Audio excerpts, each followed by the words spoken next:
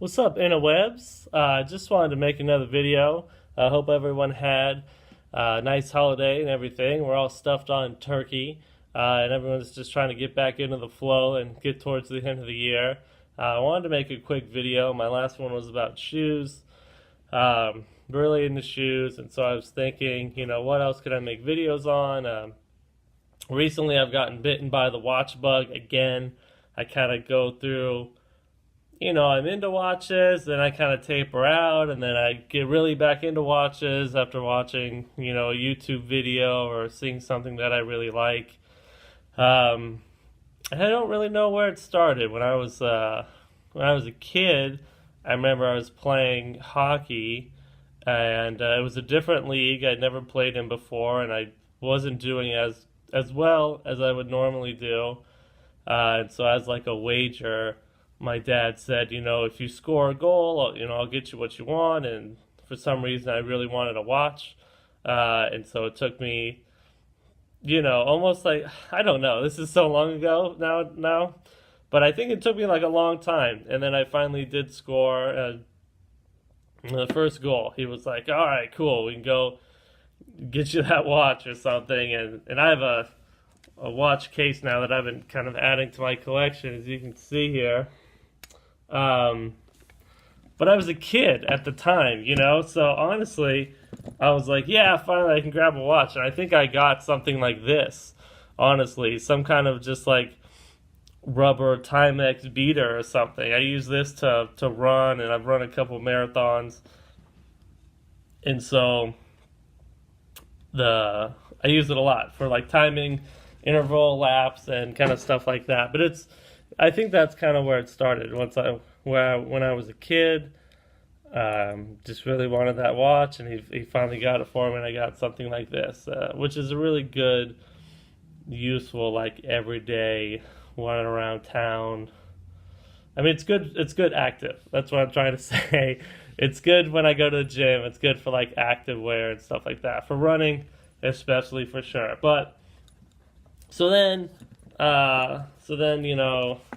I would say the second time I got into watches was my parents moved from Virginia to Texas, and I was in between years in college, and so I took some years off and flew to Texas to be closer to the family, and just worked and took some time off to work and save up some money to go back. And then as a present to myself, I bought this watch, which is a Bulova, like a skeleton. I think this is a 96 A107. But I just really like that you could see it and see the workings of it. And it's an automatic, so it doesn't have a battery. It's not quartz or anything that you have to replace it. It just goes off the movement of your wrist, So you shake it up, and then let's see here. Yeah, you can see it's moving there. So I saw this one, and it just caught my eye. Honestly, it caught my eye. I liked how the clasp is kind of unique. It does that, whereas most watches have, one piece that comes up. This is two, and they meet in the middle. And I thought that was really cool. And I thought the fact that you could see, the workings of the watch in the back. So I bought this as a present to myself, as like a go back to school kind of present. And so that's when I really got into watches the second time, was with this watch. I still wear this watch a lot, actually. I've had it upside down this whole time. Why didn't you tell me, YouTube? Jeez. But yeah, there it goes. So I really love this. It's pretty big. I'll show it to you on wrist. I have a 7-inch wrist. So it's not the biggest, it's not the smallest, just kind of there in between. But it's a sizable piece of metal. You know what I mean? People notice it. It's pretty thick. It sticks out. You know what I mean? Like you can definitely tell that you're wearing it, and people definitely notice it. And especially having like a white face and having the workings on the inside, it's really cool. So I've had this watch for, oh my gosh, like 8 years now. Jeez, like 8 years now. That's pretty insane. And it's never had a problem. I really like it. So So I got bit by that one. And then it's a Bulova. I don't know, man. I got one for my dad for Christmas, like a nicer kind of dress watch. And then a year later, I was like, man, that was a really nice watch. I need to buy it for myself. So I did. So this is the other one. So I got two Bulovas within like a year or 2 years apart from each other. And I like this one because it's super slim. And, it's on this nice leather band and has, a gold and a white face. So it does a little bit different. It's not as big, it's not as bulky, it's easier to wear with like, khakis or like a blue suit even. If you're wearing like brown shoes and stuff, I really liked it. And so I got this as a present. And then I was like, man, I always saw him wearing it. I was like, I should have bought two so that we could both wear it. And so I eventually did. I bought it for myself and I really loved it.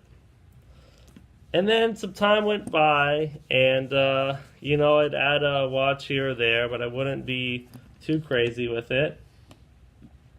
And then I would say I got this one as a present, this original grain, which is just like a nice little fashion watch. It's a larger face. It's pretty thick, but it looks pretty cool. I got this as a present, and I pull this out, on special occasions, just as like a fashion kind of piece of jewelry. At this point, I'm not really into horology. I just like watches for what they are aesthetically and how they look. But then I would say, I'm jumping ahead of myself. And then this one, I know there's a lot of flack online about this one, but I got married in this watch, this Movado. Honestly, it's just, I really like gold. It's a big, gaudy gold piece of jewelry, which I really like. I've always seen it, and I kind of like the minimalist dial and how there's no nothing. It's just a big hunk of gold. And so I was drawn to it immediately. You know what I mean? And this was a wedding present, and I got married in this watch. So no matter what anybody says about Movados, I know that they used to be a really great company, and then now they just kind of pour out these expensive kind of fashion watches, and it's a quartz movement. So I know some people who are on the more horology aspect of watch collecting are not going to kind of respect this, but I'm always going to love this one. I'm always going to love it. Making memories with it is what's important to me with all of my watches, really, the memories attached to them. So love this one. And so that's kind of, I went down again after the Bulovas, and then I had my eyes on this Movado for a couple of years, and so eventually finally I got that. And then I hit another low point. Been married for like a year and a half now or so, and I don't know what it was, but I got more into like the gears and the brand of the company and the heritage and stuff like that. Just like watching YouTube videos. I don't know what prompted me to, but then, so I kind of got more into that, watching like the urban gentry and the time teller and all this other stuff. And so this watch by far came up all the time in watch videos. So I went out on eBay and got a modded one, which I think is really cool, and it is the SKX. I put the Angus Jubilee bracelet on it, Mark from Long Island Watches. I would watch his videos a lot, and then I just got sucked in. I got sucked in, went down the rabbit hole, and so I was like, okay, I looked at the differences and the domes and the crystals and the bracelets and all this other stuff. And I found this on eBay where it has, a double dome. So now I'm paying more attention to like the gears and the accessories, not just how it looks, although it looks fantastic, I think, but also it has, that double dome so it doesn't kind of distort. I like that better personally.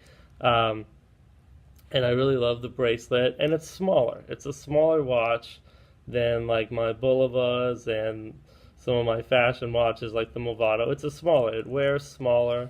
It's, it's really great. I really love this watch, and I'm super happy that I bought it. And in fact, I was so happy that I bought it, I got the 009 so that I could have the Pepsi on it too. And I got that one from eBay, and it was modded, and so it has a single dome. I'm replacing the bracelet. It had a sandblasted case, but honestly, I like the shininess of this case better, so I'm working to get that fixed. Um, and so that one's in the shop right now. It has the same. It doesn't have the coin edge, so I wanted it to be different enough, but also be kind of upscaled like this one is. So that one's in the shop right now. I'll make another video on that. But I'm really excited about that. I really love this one. I love all of my watches, really, to be honest with you. I switch it out all the time. And I'm excited to get more now. But now I'm looking at the brands and kind of the mechanical aspect of it and the movements and stuff like that, on top of the aesthetics and how it looks.